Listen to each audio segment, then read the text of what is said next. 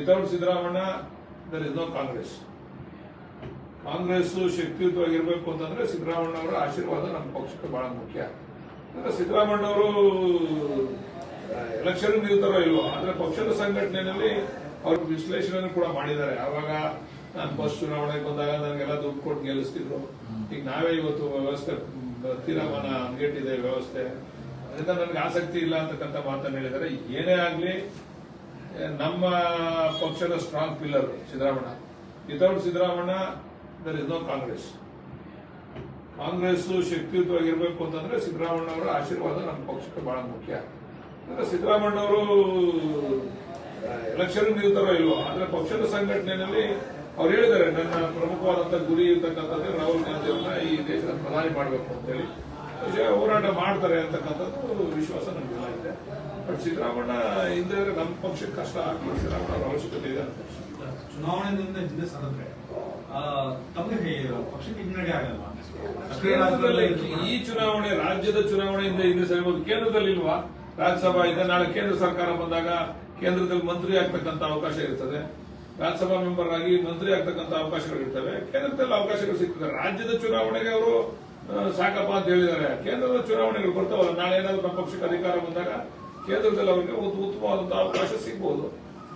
ಸರಿ, ಮೇಕೆದಾಟು ವಿಚಾರದಲ್ಲಿ ತಮಿಳುನಾಡು ಸಿಎಂ 3ನೇ ತಾರೀಕಿಗೆ ಇನ್ವೈಟ್ ಮಾಡಿರುವುದು, ಮೇಕೆದಾಟು ವಿಚಾರದಲ್ಲಿ ನಮ್ಮ ಮುಖ್ಯಮಂತ್ರಿಗಳು ಸಾಕಷ್ಟು ಶ್ರಮ ತೆಗೆದುಕೊಂಡು ಒಂದು ಫಲವನ್ನು ಪಡೆದಿಲ್ಲ. ಸುಪ್ರೀಂ ಕೋರ್ಟ್ನಲ್ಲೂ ಕೂಡ ಇಲ್ಲ ಮೇಕೆದಾಟು ಹಾಕಬೇಕು ಅಂತಕ್ಕಂಥ ಅಭಿಪ್ರಾಯ ವ್ಯಕ್ತಪಡಿಸಿದೆ.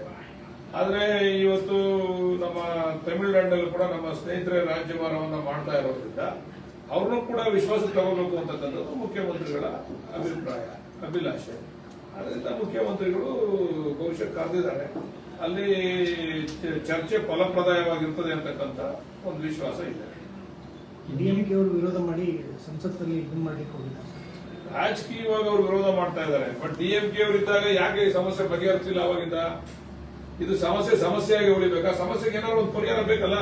ಇಲ್ಲ ಅಂತಿಮವಾಗಿ ಕೋರ್ಟ್ ತೀರ್ಮಾನ ಆಯ್ತು, ಕೋರ್ಟ್ ಸುಪ್ರೀಂ ಕೋರ್ಟ್ ಅಲ್ಲಿ ಮಾಡಬಹುದು ಒಂದು ತೀರ್ಮಾನ ಕೊಟ್ಟಲ್ಲ ಸುಪ್ರೀಂ ಕೋರ್ಟ್. ಅಂತಿಮವಾಗಿ ನಾವೆಲ್ಲರೂ ಕೂಡ ಕಾನೂನು ತಲೆಬಾಗಬೇಕಲ್ಲ. ಆ ಒಂದು ಆದೇಶದಲ್ಲೂ ಕೂಡ ಏನಾದ್ರೂ ಕೂಡ ಅನುಕೂಲ ಮಾಡ್ಕೋಬಹುದು ವಿಜಯ್ ಅವರು ಅವರ ತಮಿಳುನಾಡಿಗೆ. ಅದನ್ನ ಪ್ರಯತ್ನ ಅವ್ರು ಯಾಕೆ ಮಾಡಬಾರ್ದು? ಡಿಎಂಕೆ ಅವರು ರಾಜಕೀಯವಾಗಿ ವಿರೋಧ ಮಾಡ್ತಾವ್ರೆ ಅಷ್ಟೇ.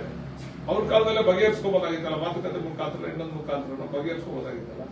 ರಾಜಕೀಯವಾಗಿ ಜನ ಮೆಚ್ಚಿಸ್ಲಿಕ್ಕೆ ನಾವು ಹೋರಾಟ ಮಾಡ್ತೀವಿ ಅಂದ್ರೆ ಅದಕ್ಕೆ ನಾವೇನು ಕೂಡ ನೋಡ್ಕೊಳಕ್ಕಾಗಲ್ಲ. ಈ ಪ್ರಶ್ನೆ ಪತ್ರಿಕೆಗಳ ಸೋರಿಕೆ ಆದ್ರೆ ಇನ್ಮೇಲೆ ಡಿಸಿಗಳೇ ಹೊಣೆ ಅಂತ ಸಿಎಂ ಡಿಸಿಗಳೇ ಹೊಣೆ ಹಾಕ್ತಾರೆ. ಎಲ್ಲೆಲ್ಲಿ ಅದು ಅಕ್ರಮ ನಡೀತದೆ. ಬಟ್ ಇದಕ್ಕೆ ಒಂದು ತಿಲಾಂಜಲಿ ಇಡಬೇಕು. ಈ ಸೋರಿಕೆ ಆಗ್ತಕ್ಕಂಥದ್ದು ಮತ್ತೆ ಈ KPSC ಎಕ್ಸಾಮ್ಸ್ ಗಳನ್ನ ಸರಿಯಾದ ರೀತಿ ನಡೆಸ್ತಾ ಇರ್ತಕ್ಕಂಥದ್ದು, ಇದಕ್ಕೆಲ್ಲದಕ್ಕೂ ಒಂದು ಅಂತಿಮವಾದಂತ ನೋಡಿ. ಈಗ ಯುವ